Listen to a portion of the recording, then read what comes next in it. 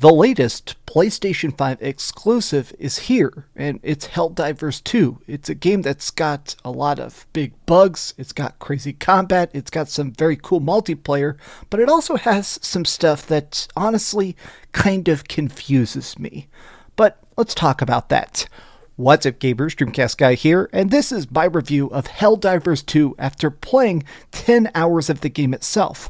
I woke up at 3 a.m., chugged some Red Bull, and busted a lot of bugs. So let's talk about what's good and what's bad. First and foremost, what is Helldivers 2? This is a game where you're playing as a nameless soldier in deep space. This is a territory that's incredibly dangerous, and to be honest, your survival rate is pretty low. In fact, in your missions, you're going to die a lot. You're going to constantly get squished, blown up, killed by friendly fire, but that's also kind of the point. In a lot of my reviews, I like to break stuff down with the story and then the gameplay, but in this case, there isn't really a story. I have played the original Helldivers 9 years ago, in fact, and I really enjoyed it, but, the whole point of it is, hey, let's just kill some aliens for super democracy. And that's kind of the case here.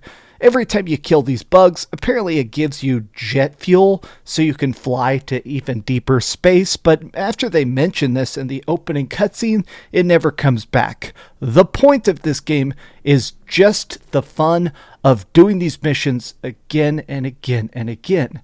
So this game is very randomized. Every time you drop into one of these missions, the objectives are completely random. Sometimes you're doing stuff like refilling a missile launcher to try and blow up a bug nest, or sometimes just directly taking down a hive leader, fixing some sort of supply depot, or repairing a radar dish and stuff like that. But the real part of Helldivers 2 that I feel like gets exactly right is just the aiming, the shooting, and the guns themselves. It is incredibly addictive to just keep fighting these aliens over and over and over again, getting a headshot, watching them fall over dead as you land that critical hit, or helping your friends call down an airstrike to blow up a particularly nasty foe that's chasing you down. Now, I've mentioned this at the start, but you do die a lot. In every mission, for every person on your team, you get 5 revives. So I played a lot of this by myself, but I did play a lot of this with subscribers as well. And thank you to everybody who helped make this video. All my teammates were incredibly good. But in this game, you can get one shot. You can step on a landmine. You can get super punched. There is a lot of times where you're just going to get completely slaughtered. And this really isn't the kind of game that you grind in. There isn't really a standard leveling system. You can't get more health or more armor. It always comes down to your personal skill level, how much you are able to duck, to dodge, to avoid being completely crushed, or how much you can stay hidden in the shadows and straight up avoid combat sometimes. But when the stuff hits the fan, honestly, I really enjoy the shooting of Helldivers 2. It feels great. So it has this special armament system. Whenever you're in missions, you can hold down L1 and call in different special abilities. You put these as part of your loadout. You can do stuff like an orbital strike that blows up part of the map. You can call in special super weapons like a one-time use rocket launcher or a sniper rifle that's armor piercing to hit those enemies that actually take almost no damage on their faces. But what's extra cool about this is that everything that gets called in is shared. Your entire team is able to actually constantly help people out. You can do stuff like if you call in extra ammunition, it'll be airdropped and everybody can pick it up. Everybody can help each other out, which makes communication extra vital. One of my favorite things that I unlocked was a special backpack that I could have orbital dropped that when I wear, that makes it so that anytime my teammates touch me, they get full ammo, full health, and full stim packs. Now let's talk about stim packs. One of the systems in this that I don't particularly love. Now we're going to talk a lot about the gripes. This is a brutally honest review, but one part of this I don't particularly love is the injury system. It just doesn't really feel useful. A part of this game's plot is obviously that we are constantly dying. We are sent out here to just be meat fodder. They're pretty apparent that this is just practically war propaganda. We're sent out here to die. But when you get hit by these enemies, if you don't get one shot, a lot of times it'll just injure a particular limb.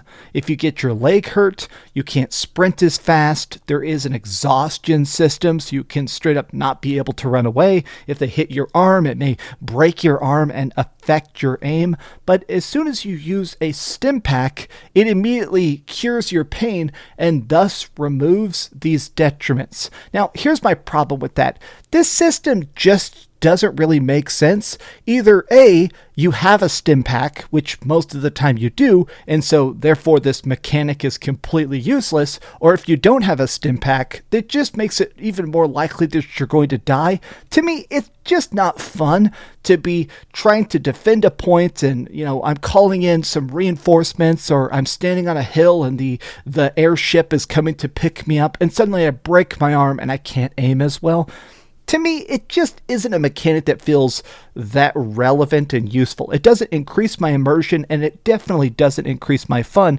But while we're talking gripes, most of the mission structures in this are fun. I actually think that a lot of the objectives we accomplish are cool. And there's also this nice system where when you start playing it, you can choose to drop anywhere on the map you want. Every map is like a big grid. You can choose to drop close to the enemy objective, which a lot of times is way more dangerous, or what I like to do is drop way outside the enemy's territory. So like in a swamp or something like that, creep up and then accomplish the objectives. That to me is cool, but some of the objectives, I'd say 92% are incredibly fun. Some of them, though, are way too tedious. Sometimes you have to go up to a screen and actually read instructions. And there were certainly times, literally, where I had to actually go back to the screen and look at it 2 or even 5 times. And in a game that's about run and gun action, about carnage, about really silly deaths and screaming out to your friends and laughing every time you get killed, it feels weird to be basically reading a detailed instruction manual in the middle of a firefight. I'm not saying that this needs to be simplified, but certain of these missions, I wish that the screen steps were like 2 steps instead of 3 steps or 4 steps. Going back to these screens and putting in button combinations over and over again, or trying to read what it's trying to get from you, it's just not exciting. It drags the gameplay to too slow of a pace.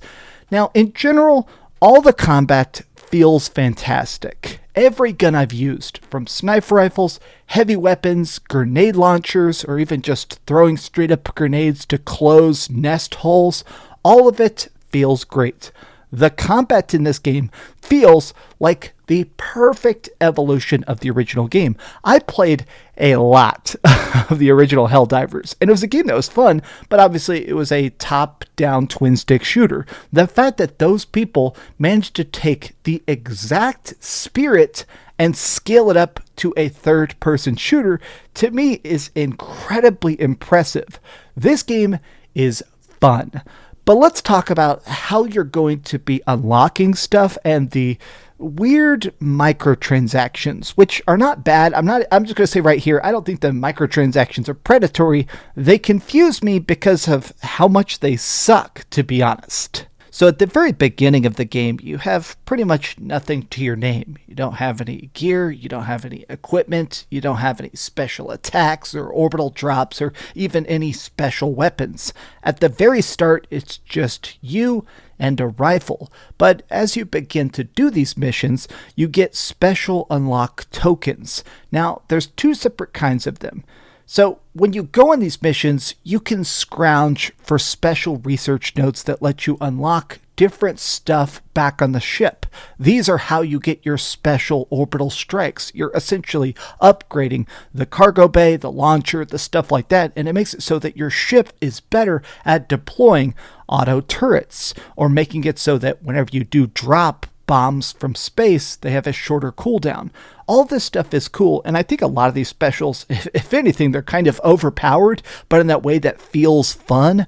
Dropping a very well-timed carpet bomb and watching it just completely wipe a boss off the map feels fantastic. But scrounging for these research notes, it definitely takes an understandable amount of time. This is one of those games that I feel like it rewards your patience. But the guns themselves, these are unlocked via victory points by completing missions on any difficulty. The harder you go, the more victory points you unlock, and it's this tiered system. So at the start, you unlock stuff in like a very straight line. You get cosmetics, you get microtransaction currency for those cosmetics and the battle pass thing, and then of course, you're able to just get new guns, shotguns, sniper rifles, special laser beams and stuff like that. And as you progress, each of these unlocks is exciting, but there isn't a way to upgrade the guns yourself. Like, you can't actually just boost the attack power of the assault rifle directly. This is the kind of game that is more about getting good than it is about just filling up a number chart. You need to get good at dodging enemy blows, communicating with your teammates, figuring out when to engage and when to run away. Your skill is the actual thing that's progressing.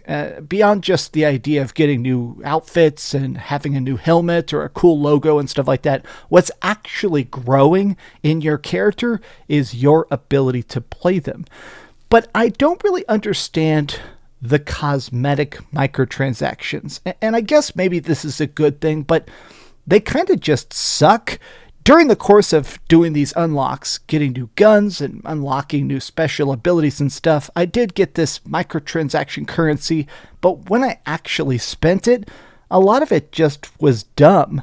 Special taunts and dances, victory poses, and a lot of the outfits, I don't know, maybe it's just that I'm not really a cosmetic microtransaction guy. Obviously, I'm in my late 30s. I'm not sitting here caring about what my cape looks like. I'm staring at the bad guys. I'm worried about my next headshot. And I guess this to me is the number one aspect I'm the most confused about. This game is $40. In my opinion, it is completely worth the $40. It is incredibly freaking fun, but at the same time, what is the long-term appeal? Like, that's what I mean seriously, is that if this doesn't have a typical standard battle pass, there's no season roadmap and stuff like that, this is apparently supposed to be a live service project funded by Sony. So it's something that actually has, stuff that's going to be rolling out new missions. They've already announced that there's going to be mechs and stuff later on, assumedly new enemies, new races, new planets and stuff like that. But I guess my thought is like, okay, is there some other plan? Is there some other thing? I guess I kind of love this. I'm confused because they really don't shove the microtransactions down your face. I mean, the game is just all about having fun with your friends or playing it by yourself. I've played quite a bit by myself, and it's just good, wholesome, easy fun. It's cool that I can turn the difficulty up and get completely slaughtered. It's cool that I can practice a mission over and over again. There's not like any sort of death cost and stuff like that. I guess Helldivers 2 is just so good. I keep waiting for the bad to show up. There's certain mechanics I don't love, like some of the stim pack stuff. Sometimes calling down reinforcements feels incredibly slow. My friends list keeps breaking because this is an online game and the servers are currently buckling. But overall, this game is just so good, I'm kind of confused. I think it just shows how much we're beaten down by live service games. I keep expecting it to do something bad, but it's just a solid, tight experience. It's $40. It is on Steam. It is on PlayStation. If you're looking for something fun, I would recommend this, especially if you have friends to play with. I have the feeling this is eventually coming to PlayStation Plus, and I'm kind of excited even for that. It's going to be cool playing this for months or maybe even years, and then later on, whenever they put this on PlayStation Plus, it's going to be cool to see that injection of fresh, hyped players also jumping on board. I'm curious to see what this game becomes, but for me personally, I spent my own cash on this. I woke up at 3 a.m. to play it. It's definitely worth it to me. But what do you guys think about Helldivers 2? Tell me your thoughts in the comments down below, and if you enjoyed this video, be sure to give it a like, subscribe if you haven't already, and please keep dreaming. There is also apparently a super special edition that's $60 called like Super Citizen Edition. Don't get that. Honestly, a lot of the microtransactions in this, all the cosmetics, who cares? Don't buy that. Thanks so much for watching that video. If you want to see something else, you can always click this link to see what I put up last, or, subscribe and see what's coming up next. Also, I promise that whatever I do, it'll try not to suck.